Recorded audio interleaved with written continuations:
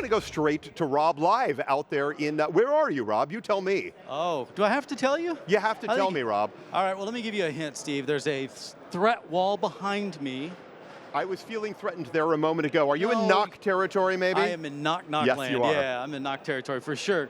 All right, Lionel, correct? Yes. Make sure, welcome, thank you so much. It's the first chance we've had the ability to meet. You've been at Cisco a long time, though. Yes, I have been at Cisco. And even though we've been here at the NOC talking technology, and feel free to talk technology, but I really wanted to understand more about how you guys have changed things from a people aspect. You were regaling me with some of those stories here, but start anywhere you want to with that. Yeah, so first I think the main thing is talking about the team. So our team is a variety of people that comes from different places in Cisco. We are all volunteer teams of the NOC in Cisco Live EMEA, and part of it is come from people that joins through the earlier in career program and the intern program.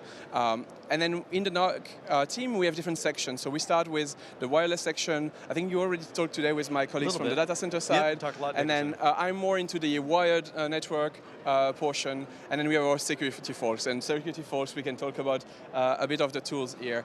But one of the things we have done this year is really try to integrate the team into a single team, trying to do a better job at working together to that one goal, which is making a network that works the whole time. That's the perfect network for Cisco Live.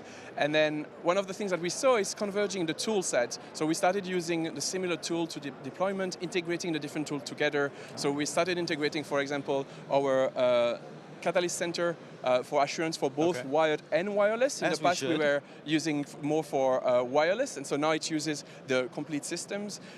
We also integrated the deployment elements. I might show you a bit later on some of the maps tool that we have been using. But so converging the tools help us converge the teams and have a better feeling of one team, one purpose. One thing that always jumped out at me is that you provide opportunities for junior network engineers, I don't know, which may or may not be young people, but it often is. Can you talk a little bit about how many people are involved with putting an event like this together? Where do you get them from, and what kind of opportunities does that present for them? Yeah, so the team is overall 60 people in total. Okay. The team comes from different background in Cisco, and there's different ways to join. As I mentioned, it's all volunteers, and the way I joined was through one of the graduate programs of Cisco. So Cisco has different graduate programs around sales, CX, and TAC, or support center. And I joined through the sales element, and then every year we get people from both the junior sales engineers and from internships that they do in Cisco to join the team and help us. Because let's be honest, the first things to do is trying to patch things, deploy. If there's an issue, we send someone to kind of make sure that it's correct or the issue has been fixed.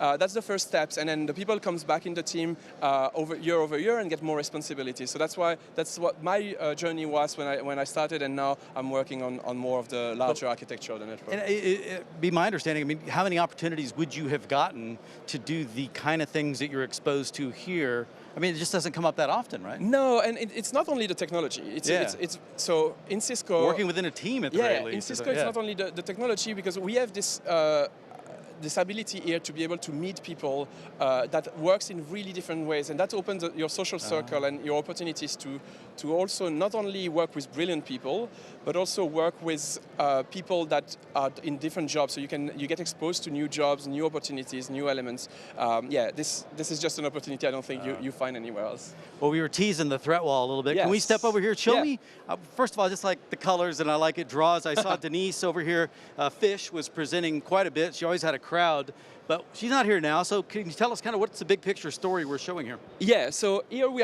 are showing the different elements that we collect as an information to know about the people and the things that are happening in the network. So here we have our kind of control center of XDR, which allows us to kind of dissect incidents. It takes all of the information from the different elements. So this year we added additional firepower in the core to be able to span all the traffic of the venue. So we added capacity to be able to really span the whole traffic that you guys are going to the internet with, to be able to detect incidents. So you can see here that some of the system have detected some incidents, some have been contained, some have been assigned to people to review.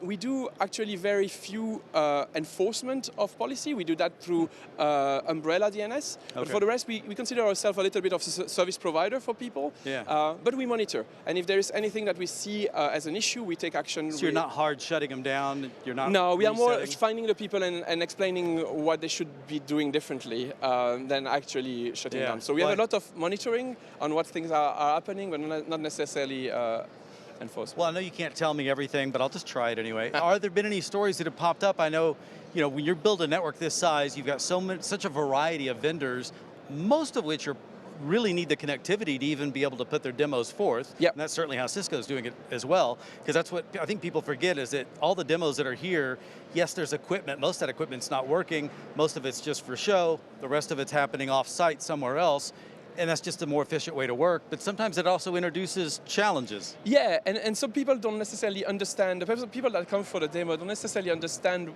how the demo works and what the requirements are for that demo in terms of need of network needs. And so we always have a challenge between what do I request and what do I need. And so people come on site and, oh, my demo doesn't work, how can we get that fixed? So there's a lot of discussion and finding a solution that works for both the way we design the network to work and also a way that works for the demonstration. So we have things around, I plan to use my corporate VPN to access, which is not allowed on some of the desktop here, versus also people just didn't realize that they were using AWS or some of the other elements there. So I think there's a lot of different things, and then people also forget they might be running some software they shouldn't be running in a corporate event. Because I'm sure you probably work with them in advance before they come here, but at the same time, as we all know when we work with people, the reality sometimes can shift. And I understood also you guys pre-build this network here in Amsterdam to ensure everything's working, you're powering it up and make sure everything arrived and is working the way it's supposed to before you come back and do it again here? Correct. So we actually staged this network in the Amsterdam office. It's funny that it's in Amsterdam the same. We have actually been doing that into the Amsterdam office since Barcelona. I can actually show you some of the network. We just got about 30 seconds left, but let's take a look. I love show and tell. Sorry. Absolutely. So you might be seeing here the diagram here of the network. And so all of the things that you see almost in this diagram, all of the things that's on the upper half of it here is actually staged into the Amsterdam office, into flying racks or rolling racks. And so we test everything from that point of view. So every network portion, every element that we have. We test also new software, things around. So this year we deployed new wireless access point, the 9166D1, and we are using software like radio resource management things. The new RRM so we stuff, test those new RRM stuff all in Amsterdam office, and then we ship it here, or when it was in Barcelona, we ship it to Barcelona, and then when we come on site, we spend a few days to plug everything back on and do that. But, Lionel, thank you so much. Thanks a lot. Appreciate your time. Appreciate what your teams have done here and sharing all this information. It's funny, two things that he didn't mention, but I know they've got a party tonight. They, with all the young people and all the hard work, they work 24 hours a day. They've been here much longer than anyone else because they're first on the scene. They're going to party like rock stars. They've got speakers and lights and geeky stuff that they're ready to do tonight. But then they also have a thing that I always used to enjoy going to quite a bit. I haven't had time. I'm going to be gone by this time tomorrow. But they have a review where they go through with all the vendors and the key leaders of each of the technologies that are all working together in the NOC, and they openly share with the audience what went right, what went wrong, how we built things different, what happened with our connections, who's our supplier, that type of thing. Great stuff in the NOC. It's very much part of the culture of Cisco. That's it for the NOC. For me, Rob, back to you in the studio. Steve? Rob, thank you so much, my friend. I appreciate it. Great job, as always. Next up, we are going to replay our innovation talk that asks the question, is your organization AI ready? How can you manage, secure, and scale your AI-powered technologies? Vijay Pandey, Senior VP of Outshift by Cisco, is joined by Anurag Ingra, Senior VP and CTO of Cisco Collaboration, along with Fletcher Previn, Cisco's CIO, to talk about the different ways that Cisco is strategically approaching key pillars of AI security, collaboration, observability, and services management.